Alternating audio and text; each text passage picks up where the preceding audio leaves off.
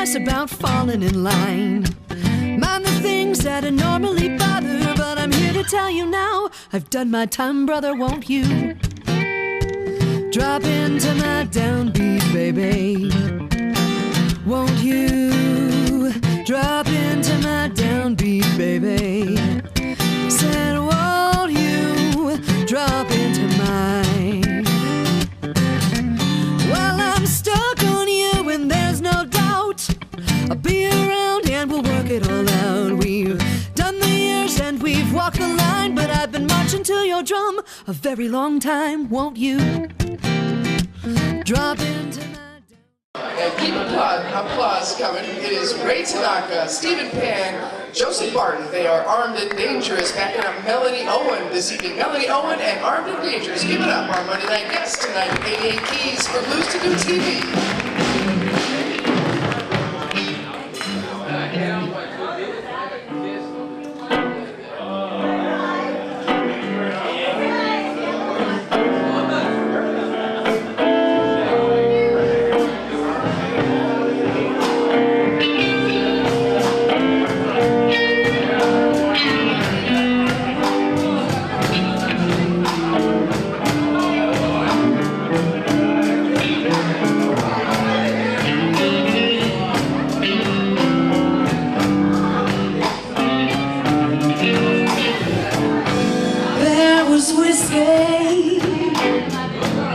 It was flowing like wine. We were talking close, saying what's on our mind. Next day the cold shoulder, your eyes shoot me dead. Uh-oh, was it something I said?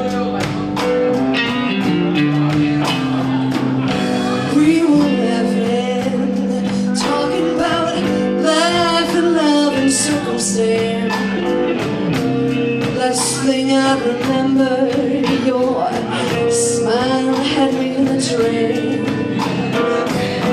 But the next day your story, find out you changed your plan. Oh hell, was it something I said?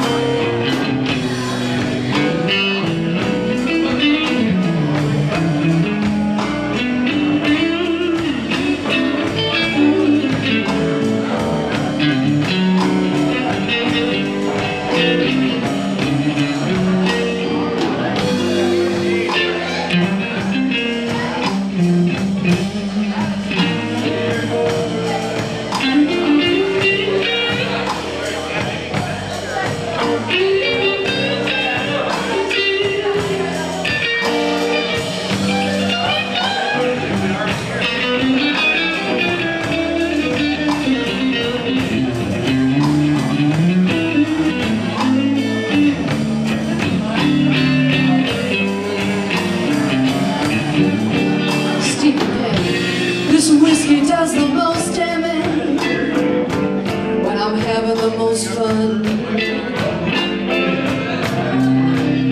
Last year I've made an art of pissing people off one by one. Every time the next morning I say, God, what have I done? 'Cause I don't know, I can't remember what I said.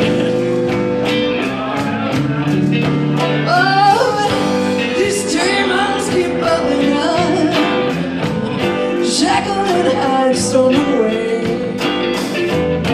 That old whiskey devil gets me saying things I should never say.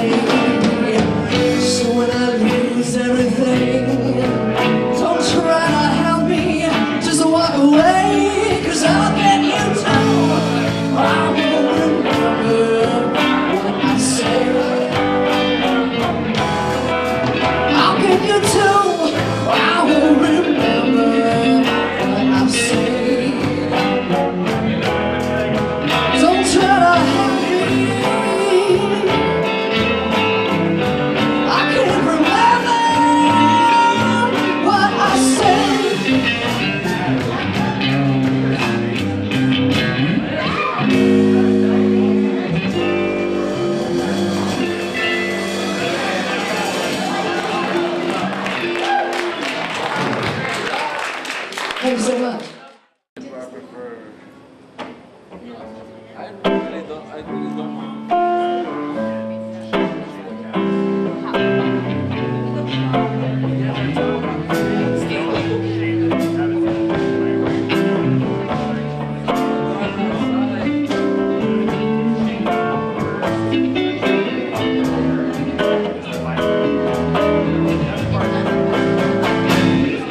gotta cool you.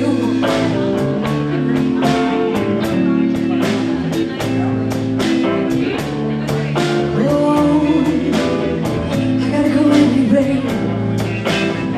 How I wish you were good for me, but far from truth as it can be, so I gotta cool you. Well, I quit drinking coffee. My heart was racing too fast. I quit eating chocolate. It was going straight to my ass. Sitting around planning for you, just as happy, you know. Every time you look at me, oh, my heart can explode. I gotta go with you.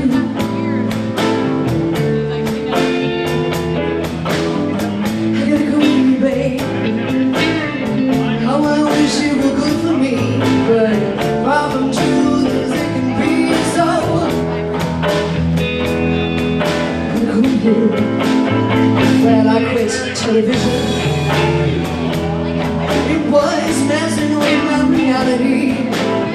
I quit eating spicy food. It was burning my heart badly.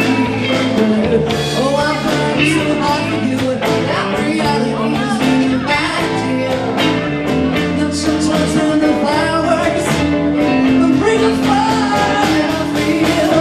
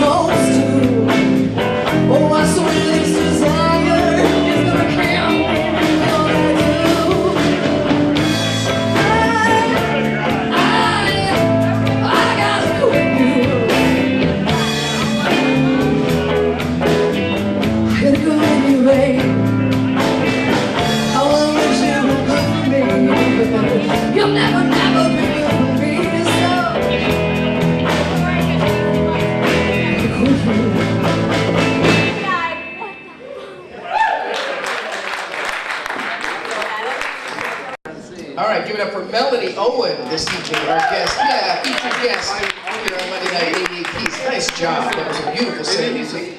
And a lot of originals in there.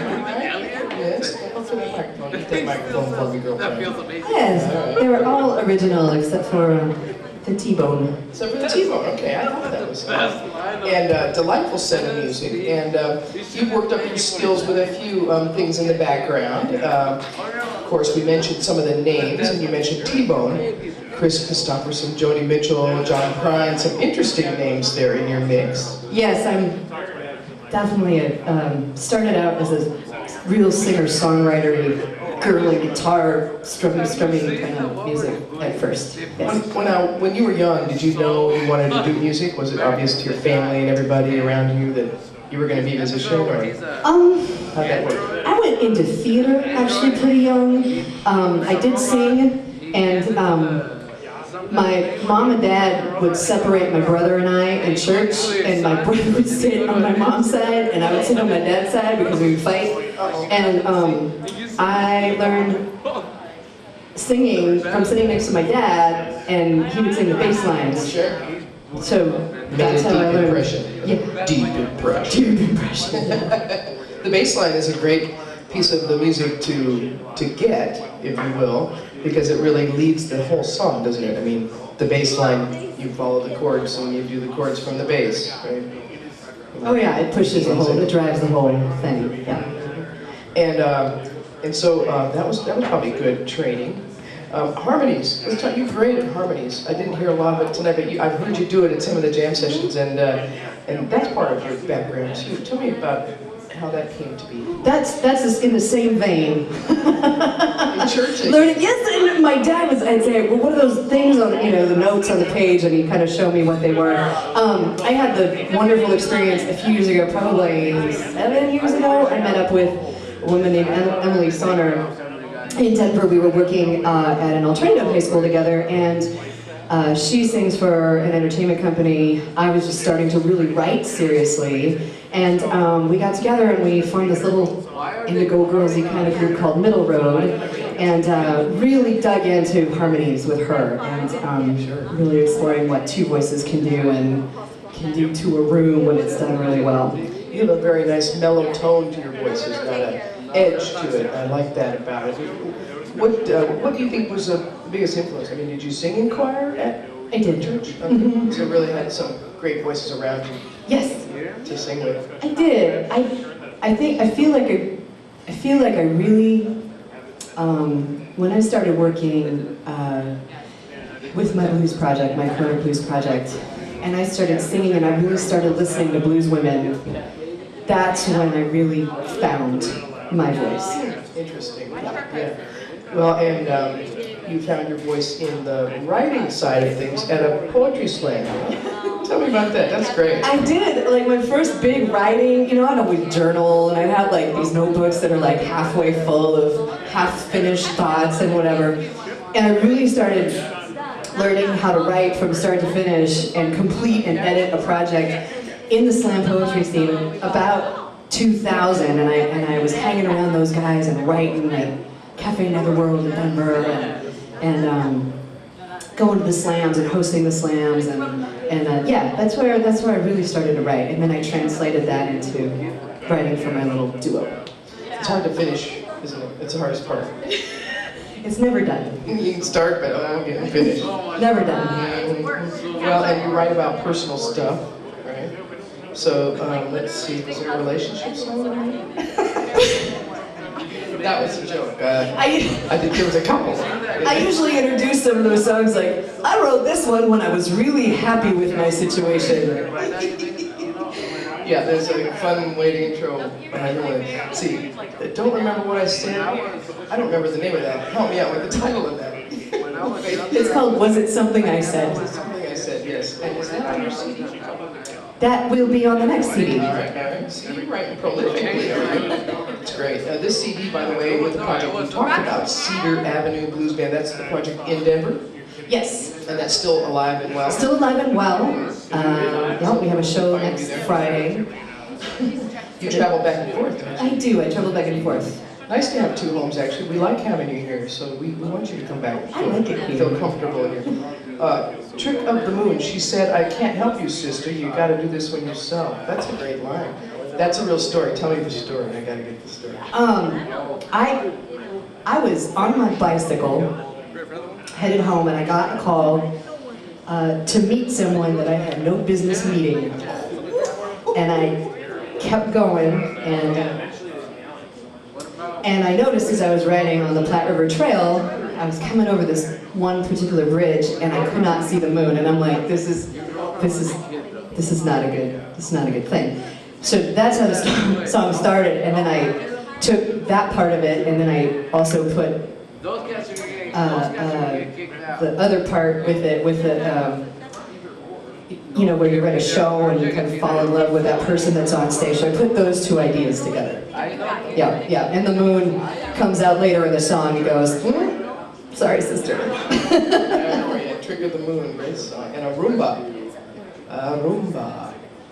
Ah, yes. How do you figure out what style? Once you write the lyrics, how do you figure out what style to present the song in?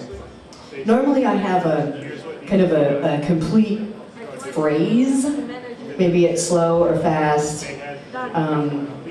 or in a particular style, and it's like a nugget, and then I build a song around that. So sometimes it's words, sometimes it's a melody line, but it's usually like a melody line with some words. It's like a little nugget, and then I build a song around that. Yeah. Get a little groove or something in that. Depending on the tone of the song, like if it's going to be funny, you know, a little quicker. But I don't know. Not all down. Blues is not all down music. People think it is, but there's a lot of upbeat, and the Roomba defines that upbeat. You're pretty easygoing. You have a great sense of humor. Where does that come from? Is that a family trait, or is it just you, your original Melanie Owen self? I like to think I get my sense of humor from my family. Yeah. There's a lot of laughing, and I think over the past few years, I've learned to really, you have to laugh. You know, I tend to be a little more internalized and sometimes a little depressed, and so you gotta laugh at yourself and what's going on around you, and I tend to see some of these situations with a lot of humor. So. Well, and yeah, sometimes the news brings sadness and devastation. Oh my God. We had some news today from Boston. Yes. I didn't even bring up at the beginning of the show, but yes, we did. The music does a lot to help get through that stuff, doesn't it? Yeah, it sure does. Yeah. Have you ever written a topical song like that, or a reaction to something that went on? I have. I've got a few half-finished topical songs in my notebook. All right. Notebooks plural, I'm sure. Tell me about your instrument, and also who taught you some of this stuff that you know on guitar? Or did you just do a self-taught situation? I started teaching myself. I always joke that I picked up a guitar to impress the boys when I was younger. That'll do it. Or play in church. Just playing in church or impressing boys. Those two things. This is Grace. You have a name for her. Yeah, she's my white Ibanez. I love Electric Hollow Body. I amplified, I plugged in, kicking and screaming. Like I was acoustic all the way, and it was when I met John Weeks that I found this guitar. He actually found it, and I fell in love with it, and learned a lot of what I know about the blues from John Weeks and other players in Denver, like Eric Boa. I take lessons from a guy named Bob Lemon, who's an old jazz player. There's quite a scene in Denver and Colorado. We have a great scene. I love it. And I love this scene, too. Well, and you also do some teaching yourself on guitar and I imagine vocals. You can teach some of that. Yes. All right, the rest of your band, Mr. Joseph Barton, has been on our show before. We love Joseph. And you've been on the scene, too. It's very nice to have you back here, and back and forth, I should say. And, well, sure, let's ask you about your bass. Tell me about your instrument. Oh, this is it's a 1966 Fender Precision bass. I had the neck before I had the body and the rest of the parts. I like the parts, I like Fender parts, and got to put it together. Got a fair price on it, but it feels real comfortable, sounds real good. I like it. Right, put the parts together that you like. Kind of like boys do that with cars when they grow up. All right. Joseph Barton on bass, Mr. Ray Tanaka on the drums. Nice to have you here. You want to talk? You don't want to talk. He's giving me that sound. Nice to have you here. Very nice to have you here. Ray Tanaka, keeping the beat. And Mr. Stephen Hill, would you walk over here close to that microphone? We're going to have you back in, I believe, May. I believe so. And you've been a part of this scene for a few decades. I was here back in the, with the Cornish in the 70s. And then I was in the studio with Sea West There you go. for a while. And then we went on tour overseas with Freddie and the Screamers and Golden Big John from Steppenwolf. And then I went back to Denver, where I met Joseph a long time ago. And we played together. Then I went back to Austin, Texas, and Houston. Then back to Denver. And then Southern Illinois with the band Head East. And those guys. And then Austin, then back to Denver, and now back here. Okay, so you got the regular path going. Yeah, it's a circle. It's a vicious cycle. Well, we love that you're here, and we welcome you back. We'll get you on with your full band, your own definition. It's Joseph and the great Lonnie Williams on saxophone, and John Kainich, fantastic harmonica player. Entry's awesome. Yeah. But great to have you here with Melanie Owen and Absolutely. back with her. When I heard her, I said, let's do a gig. She goes, will you get one? I said, I'll get it tonight. And it is. All right, Stephen Penn backing her up, and it is Armed and Dangerous with Melanie Owen. All right, give it up. One more mini set from Melanie Owen and Armed and Dangerous. Put it together. It's a Monday night here at 88 Keys.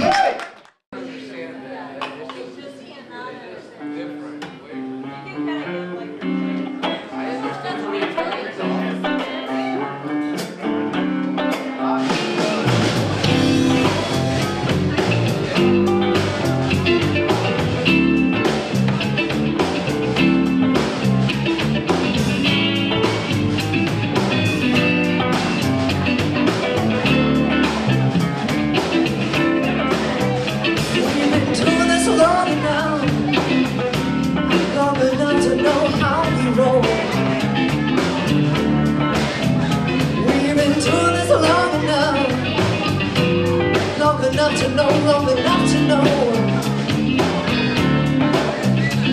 We've been doing this so damn long, baby. So you're wondering if it's just time for you to go. Oh, okay. Well, I got a tiny purple house and busted old shoe.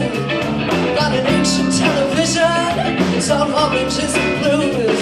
Got a face that shows my sorrow every time I'm at the cat. But I got a heart that still loves you and is not letting go of you yet. So if you're gonna stick around, darling, honey, this is what you get. This is all you get. I got cracks in these old brick walls and a Dutch tree in my yard. Got a body that I'm hard on, so anymore it ain't so hard. Got patience like a river till you push my buttons good. My temper gets hotter than the water in this house ever could. I know you've been shopping around, darling, looking for less damaged goods. Yeah, I know about that too. Go ahead, Steve.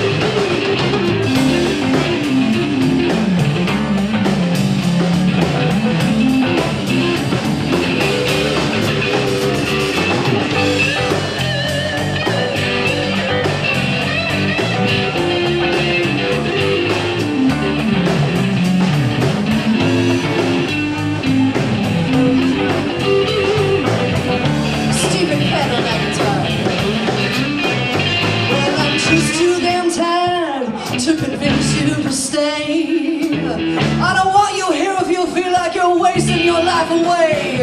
My cards are on the table. You can make up your own mind. My offer's there now, but you are running out of time. I know you and I know you're a mess, honey. I know what I get. I know what I get if you stay. And doing this long enough to know how we roll. Doing this long enough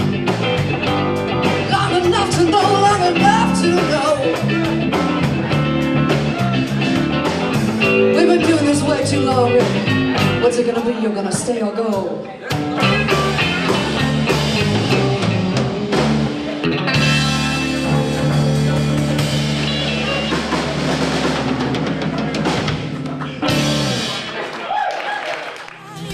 Tradition dictates your very male mind. I'm fed up, I got a purpose too. Not always just about your point of view. Won't you drop into my downbeat, baby? Said, won't you drop into my downbeat, baby? Said, won't you drop into my? Said, won't you drop into my? Oh, I said, won't you drop into my?